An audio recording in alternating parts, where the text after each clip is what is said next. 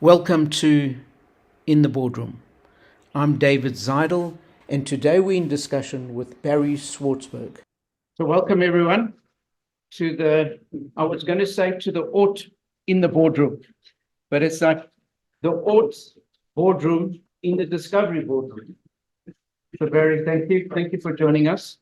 For those of you who don't know, Barry Swartzberg is the CEO at Vitality Global and also co-founder of Discovery Limited.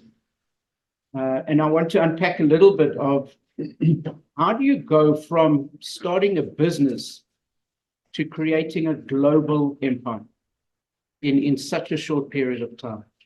It's also very involved with Vitality and the shared health aspect of it, and maybe you can unpack some of that. But as I always start, I just want to find out a little bit about you personally, where you started, how you grew up, what influenced you, and then we'll get into the business aspect of it.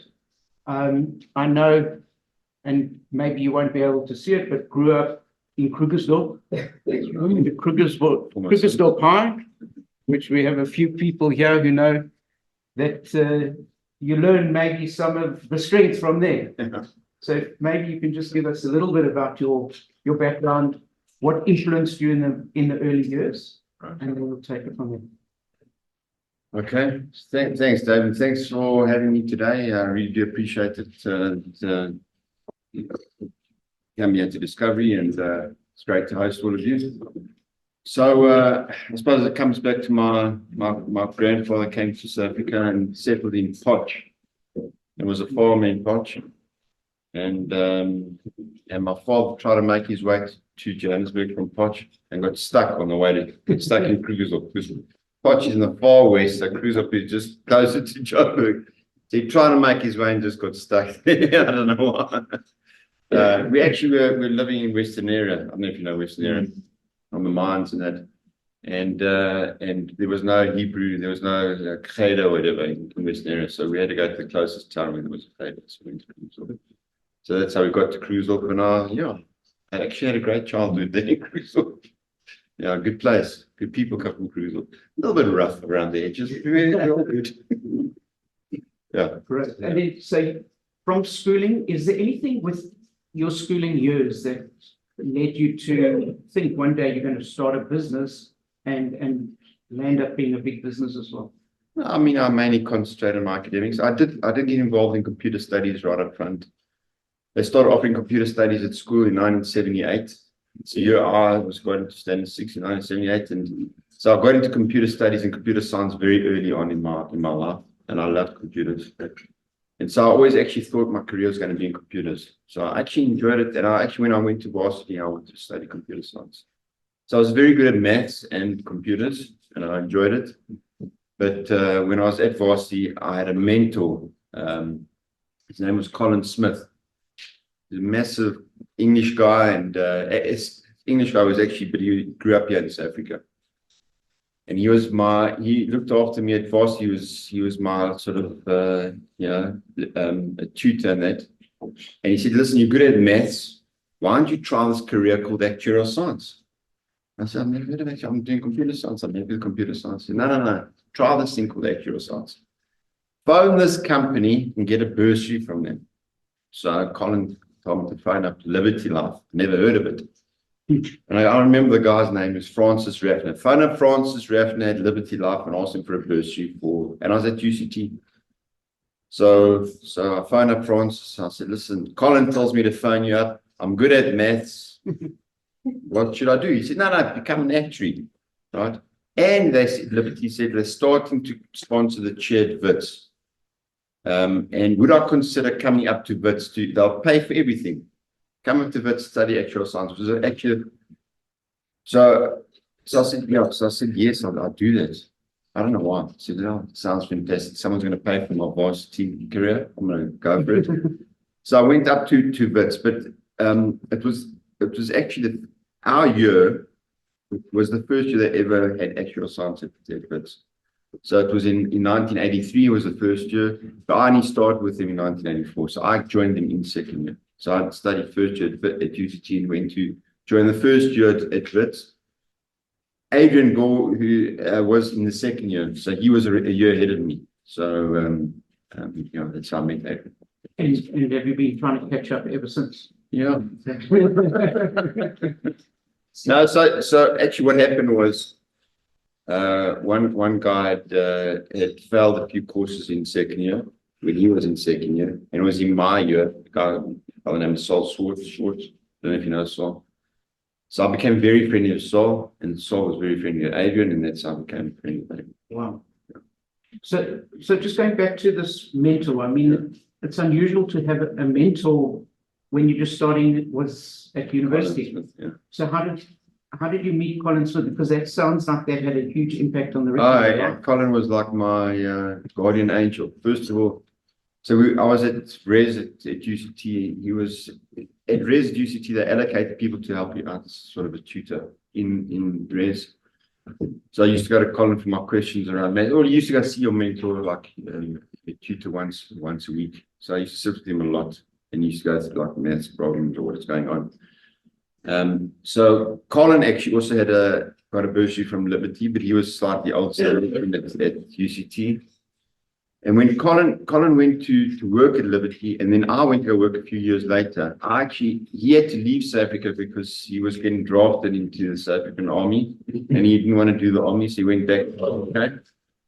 And so I actually got his job, and it was like, it changed my life because first of all, he got me into actuarial science, and then he got me a job like a plum job at Liberty Life. He was like, and I've never heard of him since. I've never met him since. I've never kept in contact with the guy. Wow.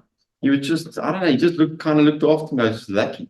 So it's like an angel, literally. Yeah. He got me into actuarial science and got me a plum job at Liberty. It was fantastic. Wow. So I'm still thankful to Colin. And he's just maybe a couple of years older than you. Yeah. Okay. Right. Far bigger. And then from your time at Liberty, kind of how did that evolve into working with Adrian and starting Discovery? What was the process? So when I got to Liberty, the first part, I worked in a very kind of technical actuarial department. Colin was in research and development. Now, research and development is the best place to be in a large corporate. So Colin got drafted. He said he's leaving South Africa. So he said, listen, take my job in R&D. I said, I'm definitely going to take the job in R&D because why is R&D the best job? Because you expose the entire business. First of all, you come up with a new product, expose the entire business. That's fantastic to be in research and development. I think if I had started a career today, I'd still go into R&D. I love R&D. I mean, my whole career is around about still innovation and research and development effectively. So Colin left and he said, take this job. And I worked for a guy called Lionel Goldblatt, and guy, Jan, I'll think of his name now, Jan, and Colin and Lionel, and they started saying, listen, we need more people in R&D. So I was working in research and development, developing products for Liberty Life, and so they need more people. So go to Wits and ask some of your mates there if anyone wants to come and get a job. So I started walking around Wits and I said, do you want a job? Next person, do you want a job at Liberty Life? Then I saw Adrian. I said, Adrian, do you want a job at Liberty Life? He said, yes. Yeah. So Adrian and I started working in research and development at Liberty. And more or less, how old were you at the time? 21. 21. Yeah. And then how many years did you spend at Liberty? Yeah, so first of all, I love working in Liberty. Liberty was an excellent organization. I mean, came out with a lot of new products. A lot of development in financial services worldwide actually came out of Liberty. Unitized portfolios, unit-linked insurance, dread disease policies. It was developed by another company, but Liberty really made it a big product. So research and development at Liberty was like a hotbed. I mean, it was fantastic in the 80s. We like at the center of everything that was going on. And Liberty was a very, very innovative organization. I mean, Donnie Gordon was still there in the company at that point in time. So there was a lot going on and a lot of innovation in financial services. And we were kind of at the center of it. Asset management was just starting out as a sort of a separate business at that point in time. They formed Liberty Life, Liberty Asset Management. So there was an enormous amount of activity around financial services, innovation in financial services, and it was fantastic to be there. I was there and we were in the sort of in the cauldron of it, at the center of it. Research and development was all involved in what's going on in the latest development of financial services in South Africa. So the learning was immense. And we always looked at Liberty and said, listen, we could do this. Why isn't, we always used to think about what is Donnie Gordon doing right now? We can do what he's doing right. We always just sit there, we were youngsters in our early 20s saying, we can run this organization. Why does Donnie Gordon have to run it? Anyway, so it was fantastic. We learned a lot, and there were great people there at the company, and we learned a lot from them. Steve Handler and Dave Knorr, and so many people that we spent a lot of time and learning from them, how to run a business. And I mean, at the age of 21 and then into your mid-20s, to be doing this, did you feel like, just listening to you, it feels like it wasn't just tick box, you were literally creating things. Yeah. Where did you come up with the ideas yourselves to be able to do that? So, I mean, a lot of it came from the executives and that. But we worked towards the end when we were at Liberty Life for a few years. We started working for Herschel Maz, if you know Herschel. And I'll never forget, this is like a turning point in our careers. Herschel invited us to lunch at Turn and Tender. And we were sitting there in a corner. I'll never forget, Bronwyn in a corner there. And he said to Adrian and myself, listen, what's wrong with you guys? We have to give you ideas. Why don't you guys come up with ideas? Come up with new ideas for Liberty Life and let's develop them. We'll give it in your hands. You are in control of your career, etc. Now, no one had told us at that point, sort of information and instructions came sort of downwards in organization. I don't know why it always has to do that. So he gave us this permission, go for it within Liberty, develop your products and whatever, come up with ideas. I promise you that single meeting changed my course of my career because we said, we can actually do this. And then we started, investigating new products around the world. And there was a product developed in the UK at that point in time, which is a stated benefit health insurance policy. So the early 1990s, there was a gap between what medical aids were paying and what doctors were charging. There was quite a big gap. And no one there was no ways of ensuring that gap. And there was a policy being sold in the UK, which is a stated benefit policy, rate per day in hospital, a rate per procedure. Each procedure is defined. Is it severe? Is it not severe, etc. And you put a rate, a defined stated benefit. So we started investigating this, and we found this company in the UK had done it, and we got all the material, and we worked out who the actuarial company was that consulted them. We got all this information, and Adrian and I developed a policy called Medical Lifestyle. I don't know if you remember that policy in the early 1990s. And then we launched it to great success. It made, I promise you, first of all, we also paid life commission on the Medical Lifestyle, and the commission was enormous. So you're earning 85% of first year premium to the broker. It was a new product that covered the gaps and met all needs. It was a phenomenal product at the time. Herschel actually gave us permission to do it. We developed that product. It was our idea, right?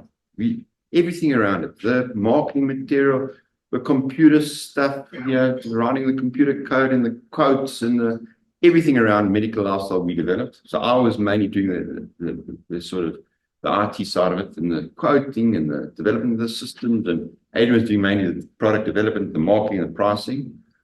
And we worked exceptionally well together, and we developed and we launched Medical Lifestyle, and Adrian actually was part of the launch of it.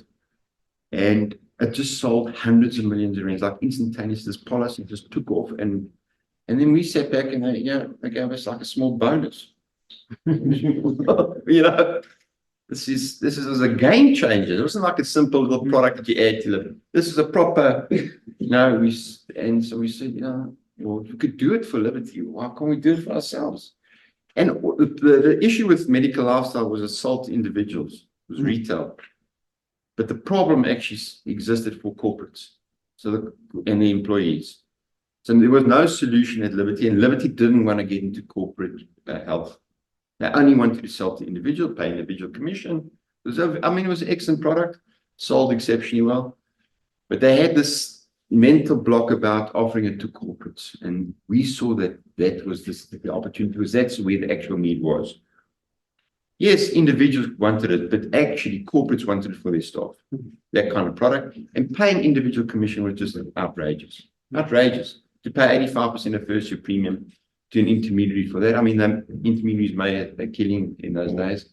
You wanted to pay for a corporate and pay a reasonable commission. And so that's where we saw the actual gap. That's the next obvious step. Now, I don't think Liberty actually wanted to go there. They just didn't want to get involved in corporate health. It meant getting involved in corporate health and then doing medical scheme work. And the problem with medical scheme work was payment of claims.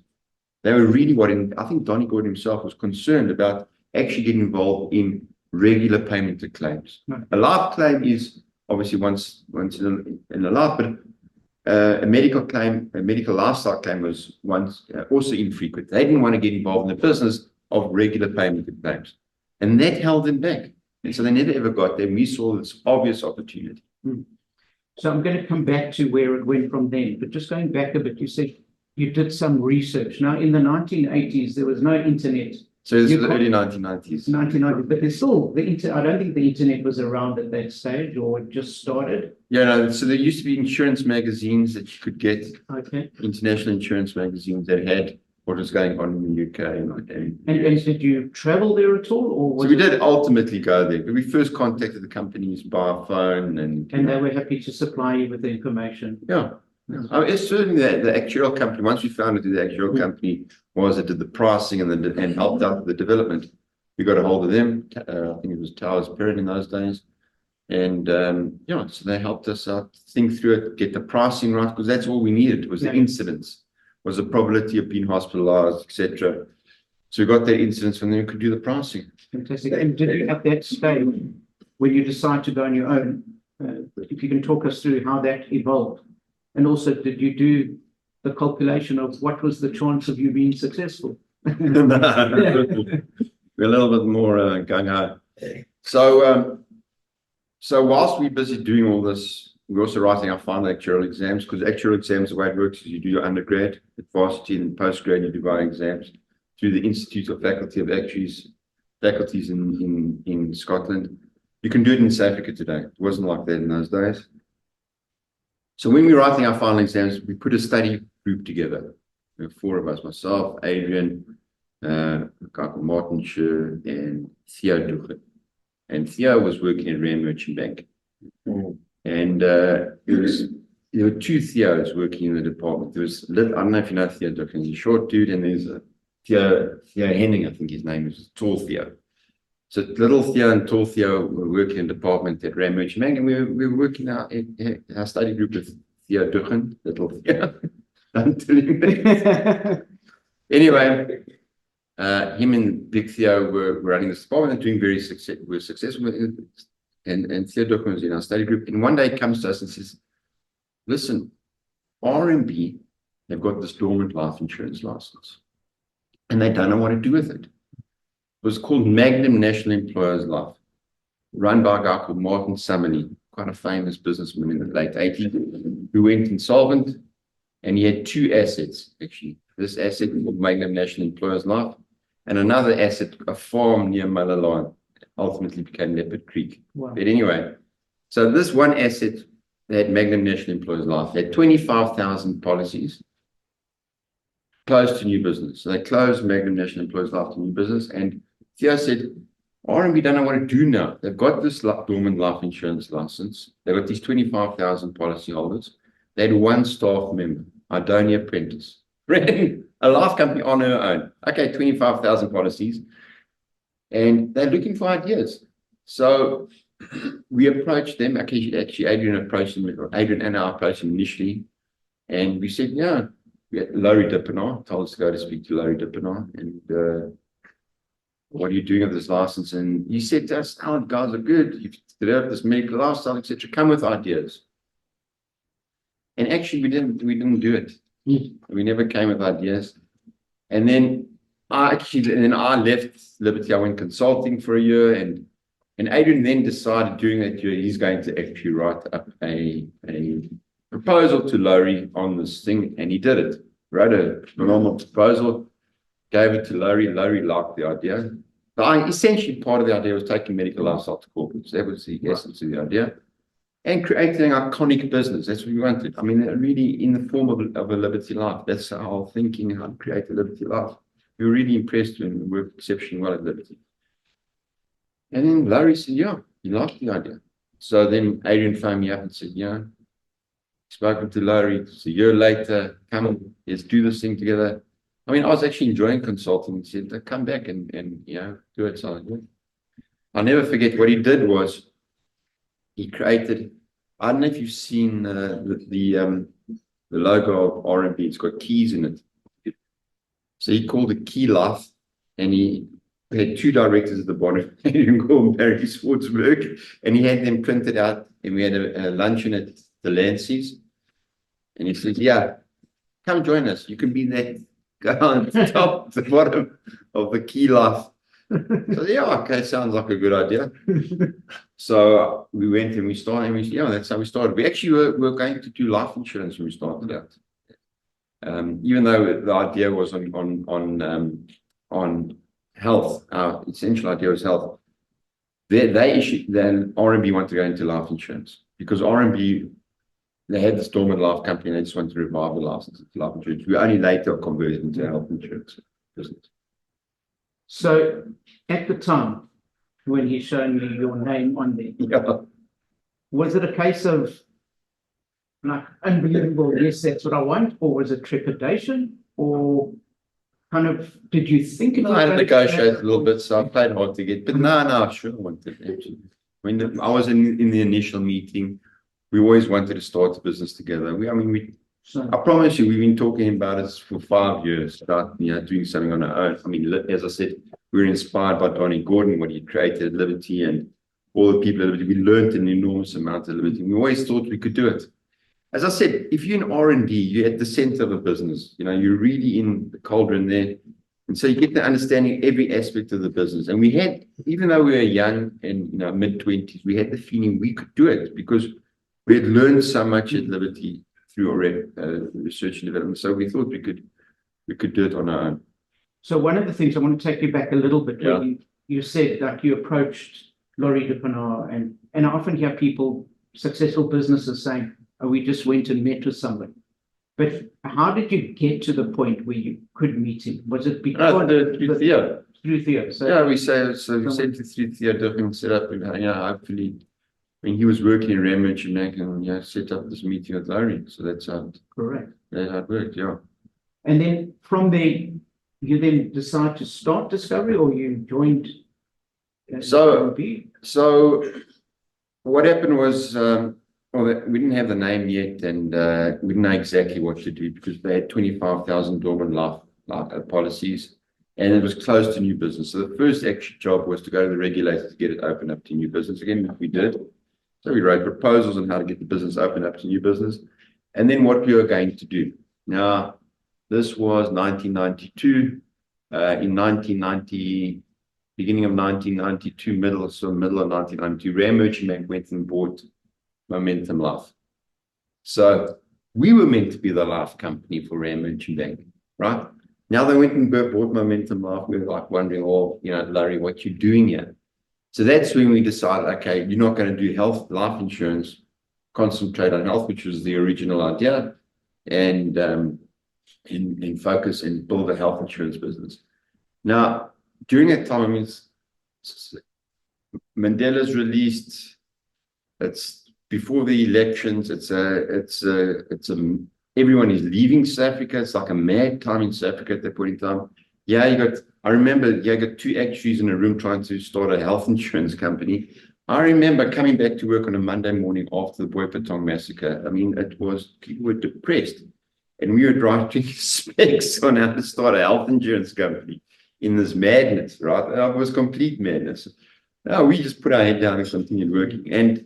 So they bought Momentum Life, and they said they're going to use that as their life arm. You start health insurance, and potentially over years you can use Momentum Life to be your distribution. So that's actually why in the early years we called ourselves Momentum Health. Our company was Momentum Health initially, and we started because we were using Momentum Life to distribute our policies, and we were the health arm of Rand Bank. And actually, it was a good thing because we focused on health and we got it going, and it was successful. So you were basically employed by RMB in those. Well, within Magnum National Employers Life, we changed the name then to Momentum Health. Right. And I mean, our first breakthrough was medical savings accounts. Medical savings accounts, I still think today is a brilliant concept. It was actually not even our concept. It was there was a book written by these two guys in America, John Musgrave and John Goodman, wrote a book called Patient Power. And they said health insurance, the problem with health insurance, and it's still a problem today, is you can't insure day-to-day medical expenses. It's a madness to insure it, right? The definition of insurance is a low probability, high quantum. That's insurance. You can insure when the probabilities are low and the quantum is high. That's where you can, as an insurable event. When the probabilities are enormous and the quantum is low, doesn't make sense to insure. You can't insure putting petrol in your car. It's not an insurable event. You can insure your car for a smash. Same thing in health insurance. So we came up with this concept, or they came up with the concept of medical savings account. Put your day-to-day medical expenses in a savings account. And the perfect form of health insurance, in my view, is a high deductible, very high deductible, and you insure 100% above that deductible. In fact, that's the policy we run today in China. It's very, very successful.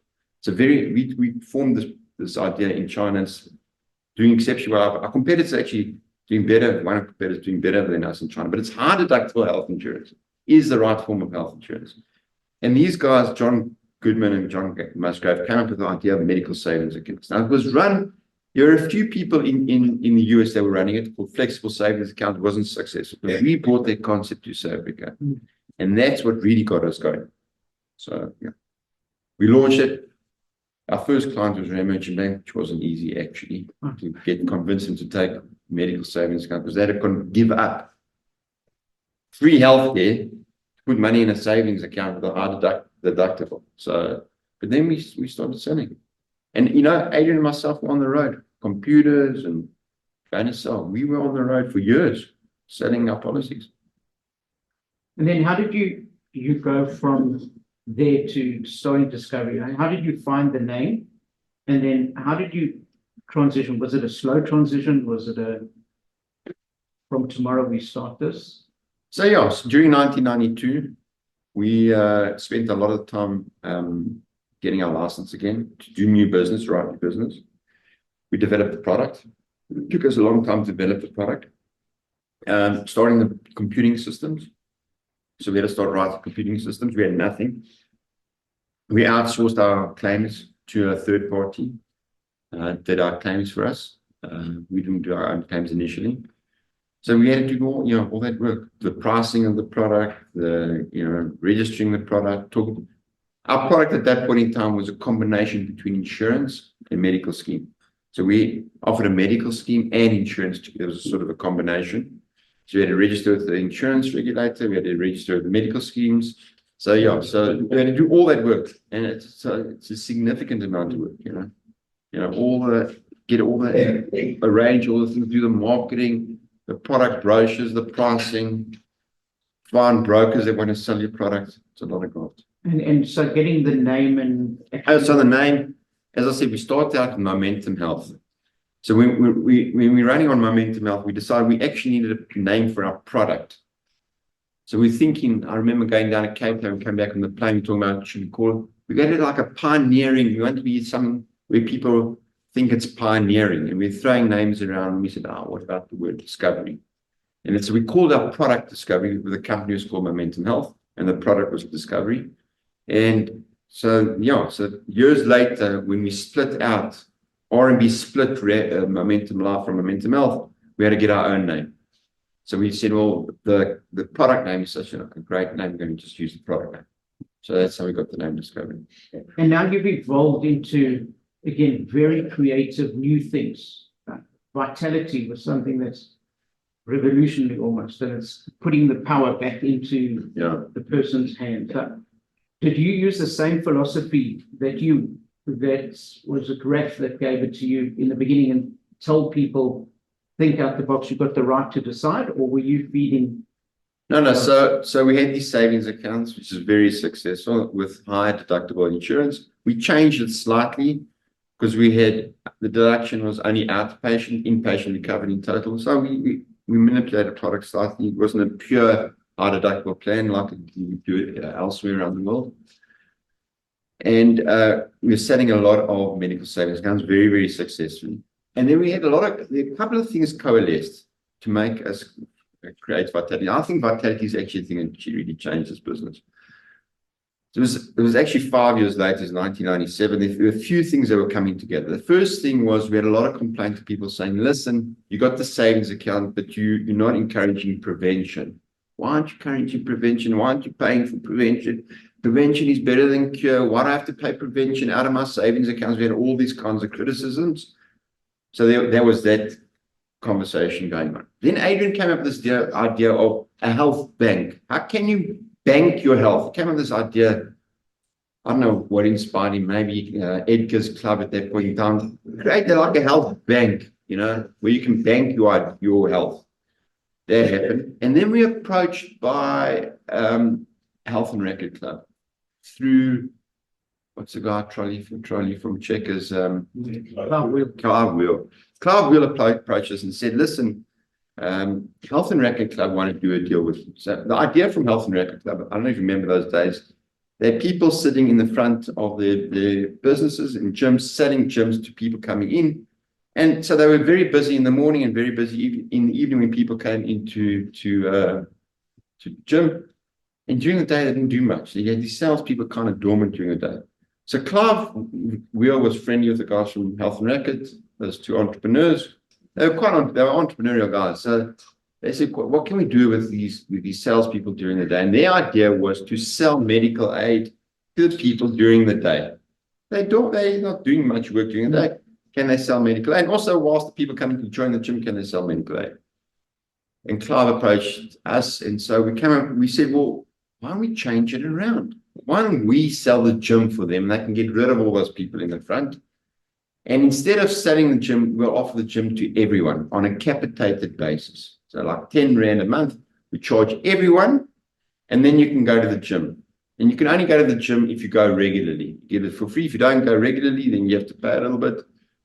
So that was the idea as well. So it was a discussion between us and Health and Record about creating a capitation fee for the gym. So we had this health bank idea, we had this Health and Record idea, and we had this people talking about prevention.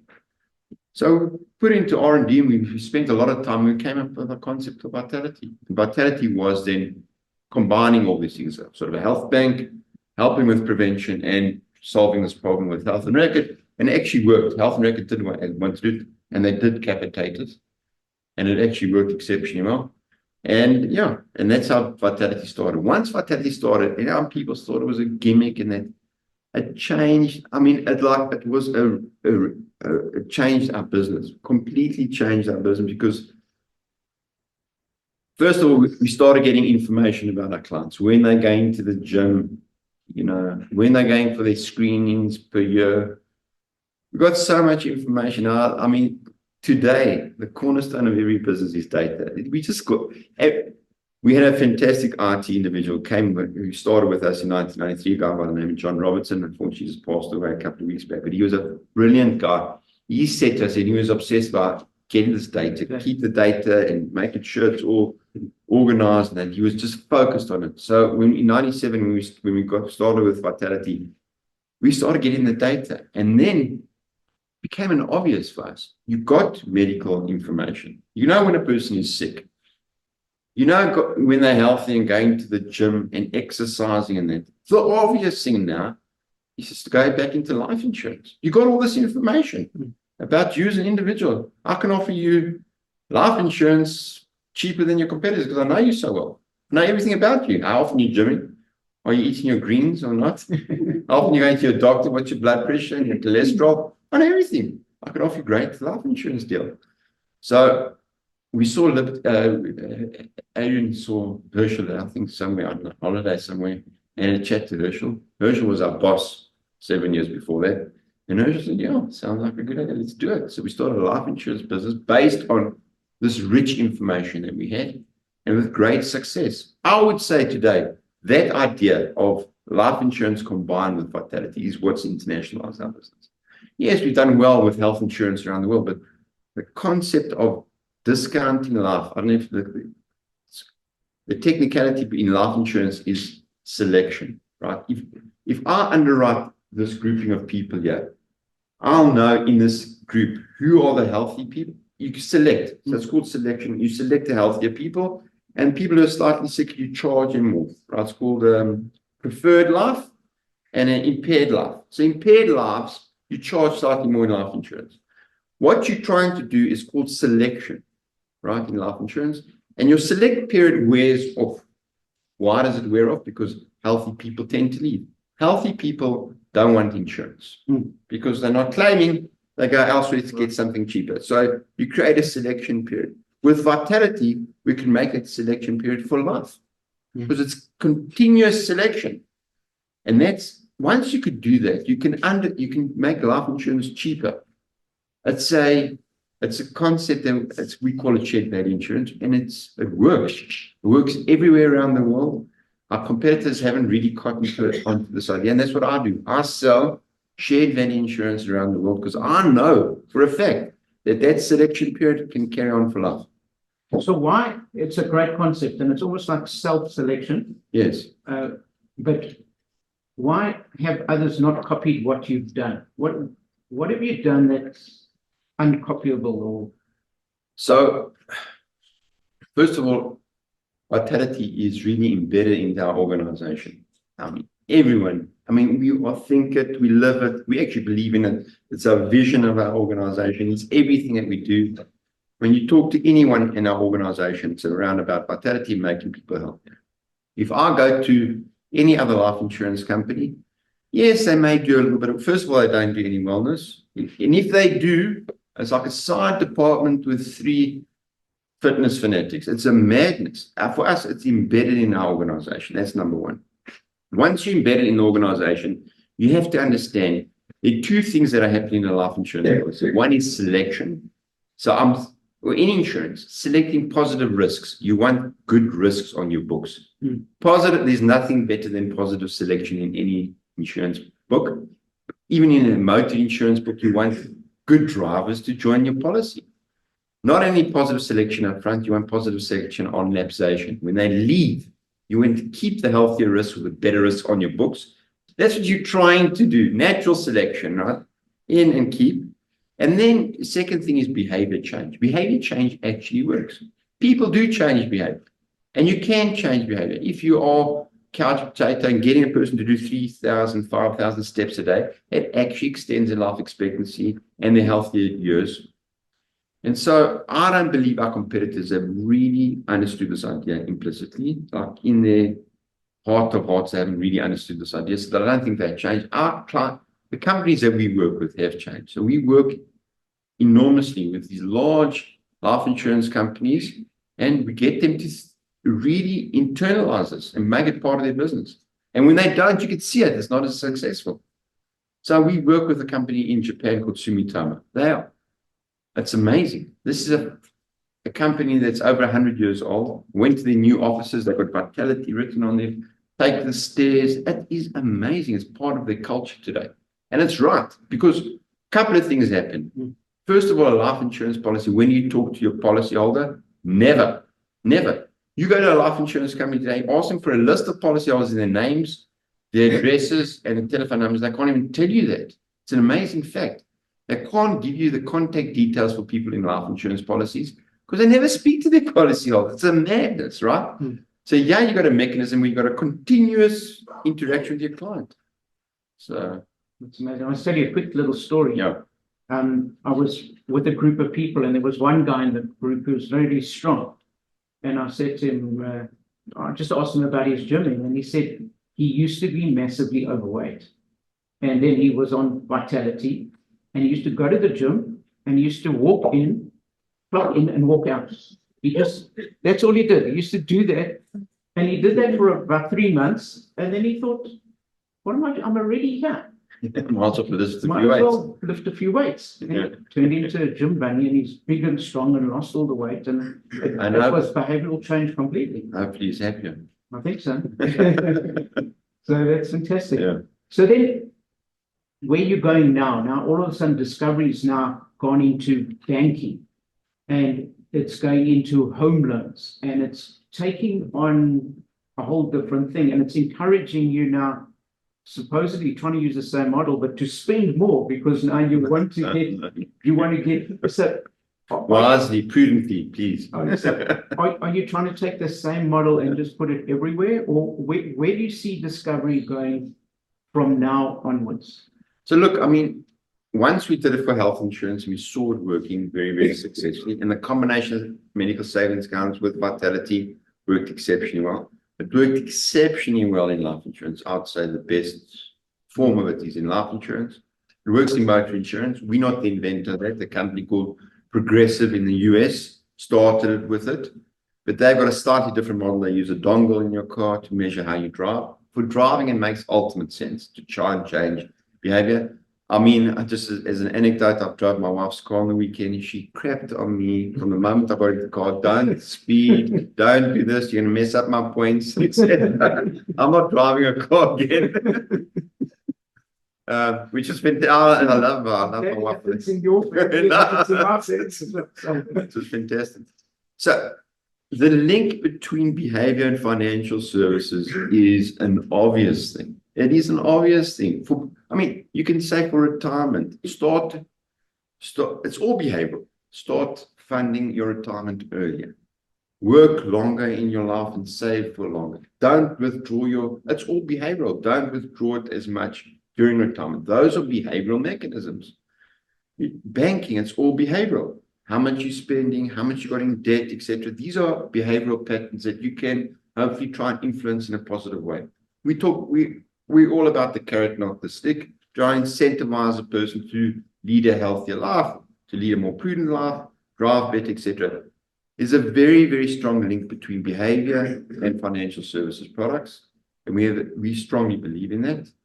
So our business is not about these verticals. I mean, yes, these verticals are like bank and insurance, and it's actually the essence of the idea. What our company is about shared value. It's about changing financial services products influencing individuals' behavior. That is who we've become. That's what we're about. Started in 1992 with a medical savings account, with Vitality, etc. That's essentially what we're about. So when we go now internationally, that's what we're trying to do. We're trying to help companies think through, first of all, just talking to their clients, trying to influence their clients in a positive way. It's not, as I said, it's not in a negative way. We don't use the way you drive in a motor accident. If a motor accident happens and you're at fault and you're driving fast, we'll never use that information in a detrimental way. It's always for the positive, always trying to be the carrot and influence and incentivize better behavior. So essence of idea is this link between sort of vitality and behavior change and financial services products. And we like to do it to many products as much as we can, because that's what we think where our uniqueness actually lies. Correct. So time is running away. I can't believe that we're running out of time. So I have to start wrapping up, unfortunately. Sure. But looking back on being born in Krugersdorp and now sitting in Sandton in fancy offices, what are the lessons that you can take and maybe share? What for you has stood out as these milestones or lessons that have changed your life and that could help other people maybe change their lives? What should we look out for? What should we identify? What are some of those differences? Now, there are a lot of things I've learned, and it's a difficult question to answer off the cuff without giving a serious thought. But there's some lessons I've learned. First of all, delayed gratification, I think, is extremely important. I've been here 32 years and I've done well. I'm still waiting for the paycheck at some point in time.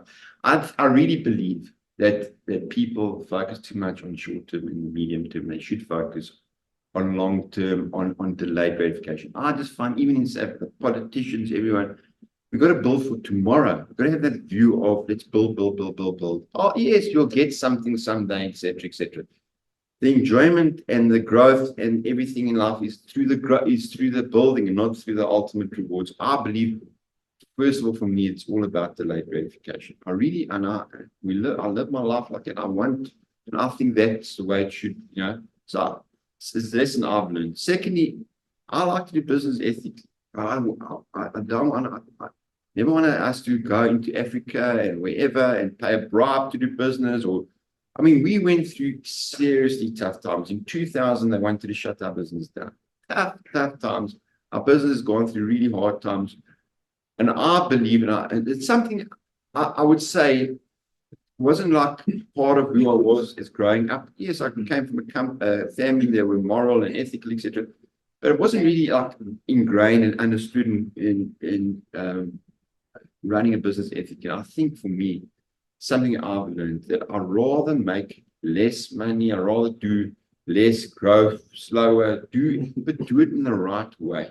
I don't like this idea of, just like doing business unethically. I want to make sure that I sleep at night, that the premium is right, charge right, there's fair margin, etc.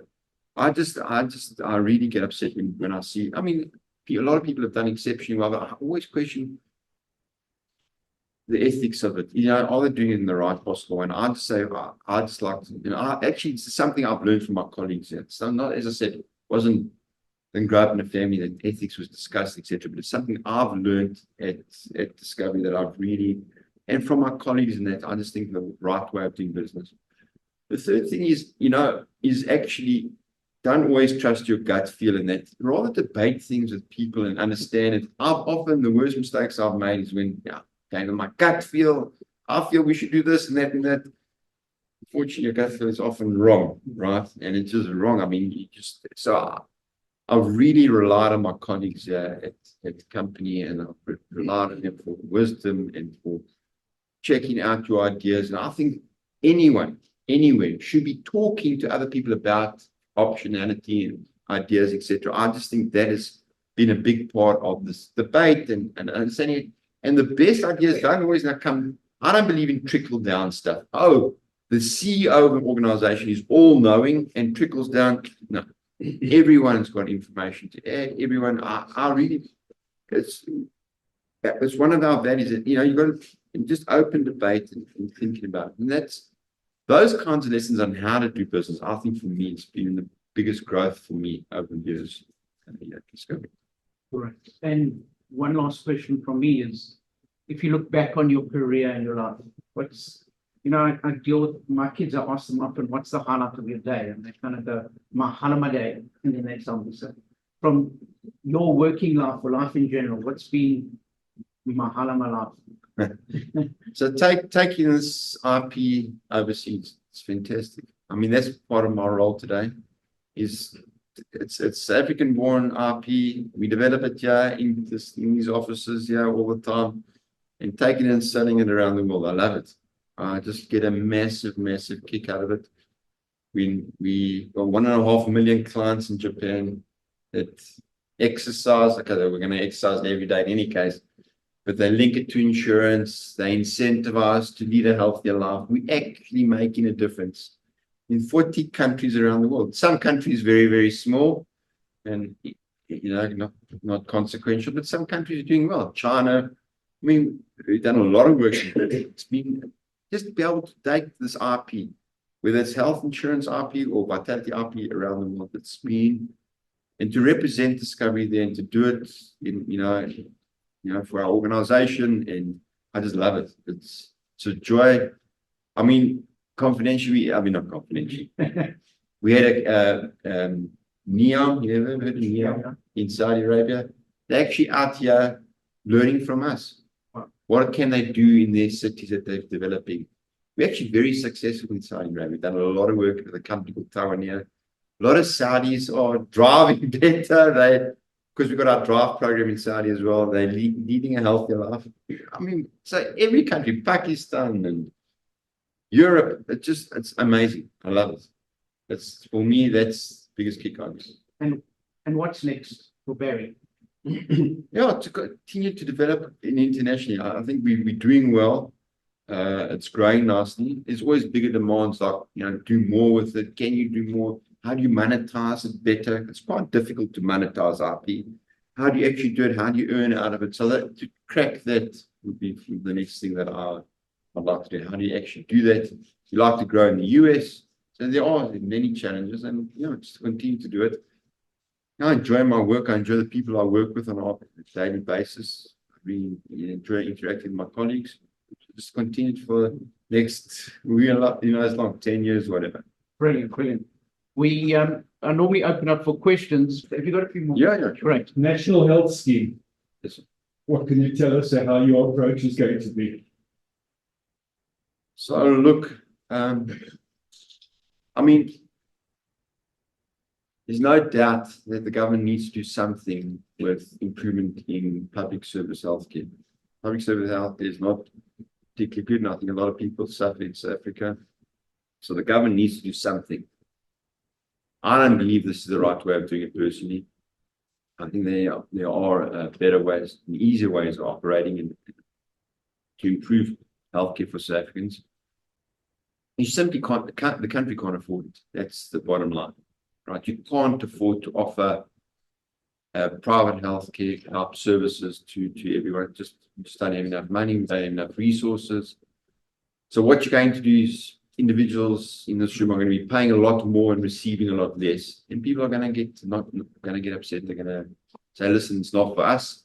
And a lot of people may say, listen, therefore I'm not prepared. If you don't get private healthcare, if you don't get private education, private security, people are going to question whether they should hang around in South Africa. So your tax base might be, impacted by that.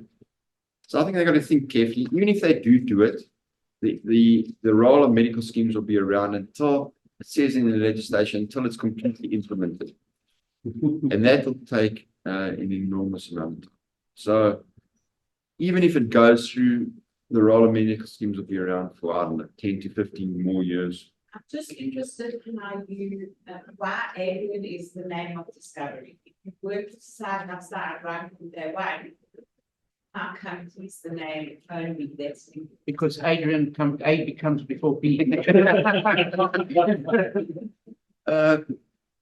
was the CEO up front. Listen, I started straight after when he started. We did think of the concepts up front together, but he did do the presentation to Larry and that. He did the negotiations up front. He's a far better communicator out there in the marketplace. He represents our organization exceptionally well. I respect him enormously. I worked with him since 1986, so we work exceptionally well together. We're a good partnership, and I'm very comfortable with it, and it's been good for both of us. I prefer to be in the background, and he prefers to be up front, and it's worked exceptionally well. So first of all, it's a good question. First of all, the founders are still here. First of all, a lot of people who are long service in the company. So the culture continues. We've got a strong vision, strong value set, leadership charter, and we manage a business on that basis. So people understand how to operate within the organization, and we live it. For example, on the entrepreneurial innovation side, we have an annual actuarial conference where people present new ideas. We have awards like Star Awards to get people to think about new ideas and new concepts. So we keep it going and we live it every day. We make sure we keep the idea of entrepreneurial thinking alive. We don't want to live off past success. We want to continue to grow and develop. So we just make sure it's important that we maintain those costs. It's difficult. As you say, we spread around the world. We've got 300 staff in the US. We've got a couple of thousand people in the UK. I believe, as long as you make it a top priority to maintain that culture and those values, that it will last. Look at Liberty. After Donnie Gordon left, we saw it, declined a bit, quite a bit actually. So we want to prevent that idea that there's longevity in the business, that it's not based purely on the founders' personalities, etc. It is inculcating the entire organization. I'm David Zidel, and I look forward to seeing you next time in the boardroom.